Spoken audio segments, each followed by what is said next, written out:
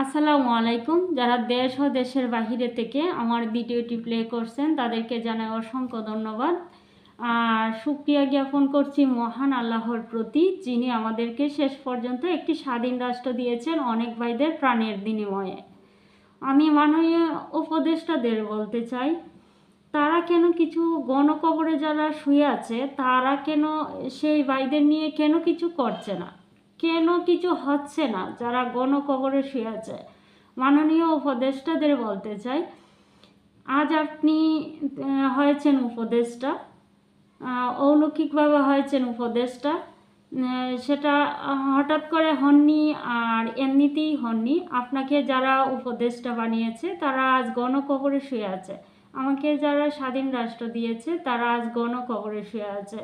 যে ভাইগুলি, আপনার আমার যে ভাইগুলি গণকবরে শুয়ে আছে তাদের নিয়ে কিছু করা হোক, তাদেরকে তাদের পরিবারকে নিয়ে কিছু করা হোক। হয়তো তাদের পরিবারও স্বপ্ন দেখছিল যে তাদেরকে উপদেষ্টা না, তার চেয়েও বড় কিছু বানাবে, কিন্তু সেই ভাইগুলি পড়তে এসে আজ গণকবরে শুয়ে আছে। যে ভাইগুলি মাননীয় উপদেষ্টাদের আবারও স্মরণ করিয়ে দিতে চায়, যে ভাইগুলি আপনার এক ডাকে সাড়া দিয়ে নিজের প্রাণ তোয়াক্কা করে এসেছে, সেই ভাইগুলি আজ গণকবরে শুয়ে আছে।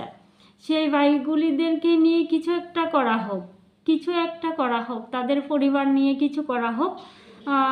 গণকবরে যারা শুয়ে আছে তাদের যথাযথ মর্যাদা দেয়া হোক।